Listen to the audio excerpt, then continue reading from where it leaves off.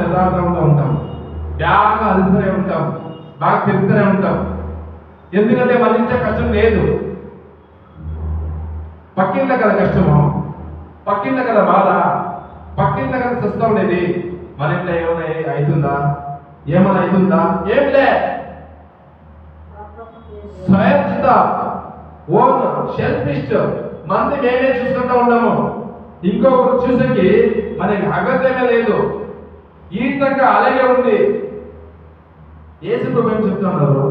నాలాగనే ఇంకొకరిని ప్రేమించమని చెప్తున్నారు, నాలాగనే ఇంకొకరిని ప్రేమించమని చెప్తారు.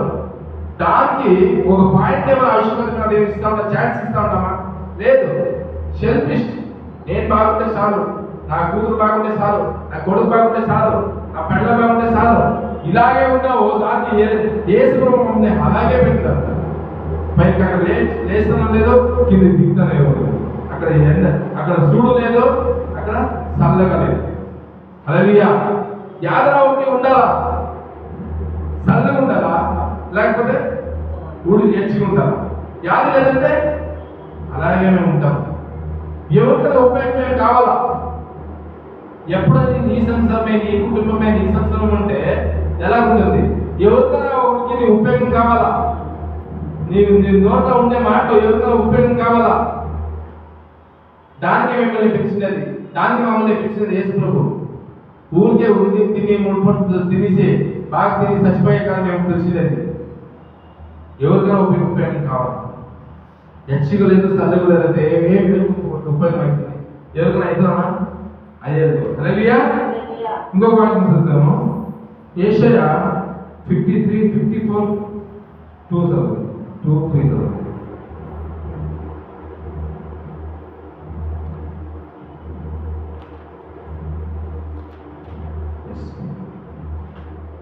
ನಿನ್ನ ಗೂಡಾರದ ಸ್ಥಳವನ್ನು ವಿಸ್ತರಿಸು, ನಿನ್ನ ನಿವಾಸದ ಪರದೆಗಳನ್ನು ಹರಡಲಿ, ಸಂಕೋಚ ಪಡಬೇಡ. ನಿನ್ನ ಹಗ್ಗಗಳನ್ನು ಉದ್ದ ಮಾಡಿ ಗೂಟಗಳನ್ನು ಬಲಪಡಿಸು. ನಿನ್ನ ಎಲ್ಲಾ ಕಡೆಗಳಲ್ಲಿಯೂ ಹಬ್ಬಿಕೊಳ್ಳುವಿ. ನಿನ್ನ ಸಂತಾನವು ಜನಾಂಗಗಳನ್ನು ವಶ ಮಾಡಿಕೊಂಡು ಹಾಳು ಪಟ್ಟಣವನ್ನು ಜನಭರಿತವಾಗುವಂತೆ ಮಾಡುವುದು. చెప్తుంది దేవుని వాక్య. నా వేరు అప్పలంట. అప్పుదేమి? అప్పేదేమి? అప్పుది కదా. అప్పు అంటే వేరు. వేరు ఇప్పుడు వేరు. నేను నన్ను యేసు ప్రభు పిలిచినారో, నేను అలాగే ఉంది, అలాగే తిని, అలాగే చచ్చిపోతే ఏమో ఉపయోగం ఉంది కదా. అప్పలంట వేరు, పెరగల ఏరు. వేరు మేము పెరిగితే వేరేకి మేము ఉపయోగం అవుతాము. పెరగదంటే ఏం చేస్తాము? ఇప్పుడు వాకలో ఒక చెట్టు తీసుకొని పెడతారు, మీరు ఇంటిలో పెట్టి పెరుగుతుంది కదా, అట్లా చెట్టు మీరు పెడతారు. అది ఉపయోగం కాలేదంటే ఏం చేస్తారు? మీరు పీకి పారేస్తారు. హల్లెలూయా. ఇక్కడ దేవుడు రాజ్యంలో మేము ఉపయోగం కాలేదంటే దేవుడు మనకి ఏం చేయాలా? తీసి పీకి పారేయాలి కదా. కరెక్టా? దానికి ఒక న్యాయం, మనకి ఒక న్యాయం లేదు. హల్లెలూయా. ఉపయోగం కాదంటే మేము ఎందుకు ఉపయోగం కావాలా? ఏ ఉపయోగం కాదంటే ఎందుకు మేము ఉండాలా? బైబిల్ పట్టుకొని వేస్ట్ కదా. హల్లెలూయా. ಇನ್ನೊಂದು ವಾಕ್ಯ ಹೇಳಿ, ಅದೇ ವಾಕ್ಯ ಇನ್ನೊಂದ್ಸಲ ನೀವು ಎಲ್ಲಾ ಕಡೆಗಳಲ್ಲಿಯೂ ಅన్ని ಜಾಗದ మీరు ಹಬ್ಬಿಕೊಳ್ಳುವಿರಿ. ಸಂತಾನದವರು మీ సంతానము ಜನಾಂಗಗಳನ್ನು ವಶ ಮಾಡಿಕೊಂಡು ವಶం చేసుకొని ಆಳು ಪಟ್ಟಣಗಳನ್ನು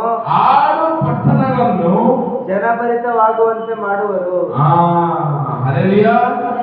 హల్లెలూయా. మీ సంతానము అప్పాలంట. మీ సంతానము, మీ కుటుంబము, మీ సంతానము తరతరాంతం ఉంటుంది కదా. ಹಾಗೆ తరతరాంతం మేము వేరు అబ్బాలంట. హల్లెలూయా. అప్పుతనే యేసు ప్రభు మాలో మేము ఉండేదానికి సాధ్యము. హల్లెలూయా. హల్లెలూయా.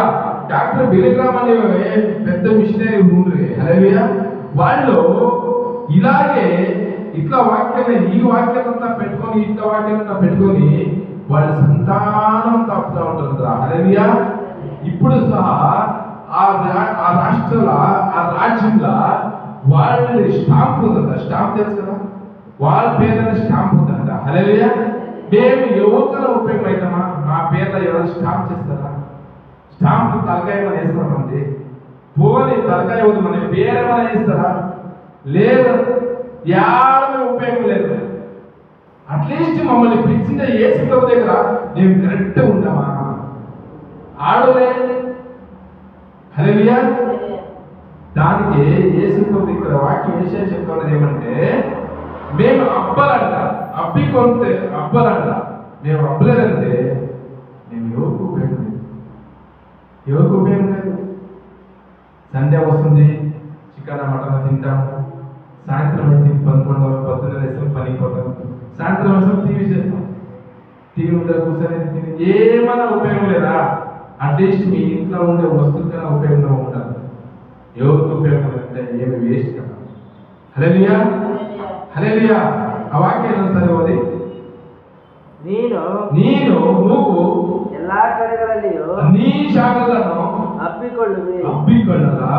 ನಿನ್ನ ಸಂತಾನದವರು ನೀ ಸಂತಾನವು ಜನಾಂಗಗಳನ್ನು ವಶ ಮಾಡಿಕೊಂಡು ಆಳು ಪಟ್ಟಣಗಳನ್ನು ಜನಭರಿತವಾಗುವಂತೆ ಮಾಡುವರು. హల్లెలూయా. మీ సంతానము జనాంగಗಳನ್ನು వశం చేసుకొని యేసు ప్రభు గురించి మేము ప్రకటించాలి. హల్లెలూయా. కాలేదంటే మేము ఎవరికి ఉపయోగం కాకుండా అయిపోతాం. హల్లెలూయా. హల్లెలూయా. ఎవరికినో ఉపయోగం కాకుండా అయిపోయిస్తాము. హల్లెలూయా. ఎందుకంటే మనకి పిలిచిన యేసు ప్రభు అలాగే మనకి చెప్తారు. హల్లెలూయా. ఎవరికి ఉపయోగం లేదంటే ఎందుకు ఉండాలి? హల్లెలూయా. ఎవరికి ఉపయోగం లేదంటే ఎందుకు ఉండాలా? ఇంకొక వాక్యం లాస్ట్ సర్వీస్ ప్రార్థన చేస్తాము. ಧರ್ಮೋಪದೇಶಕಂಡ 1ನೇ ಅಧ್ಯಾಯ 11ನೇ ವಾಕ್ಯವಾಗಿದೆ.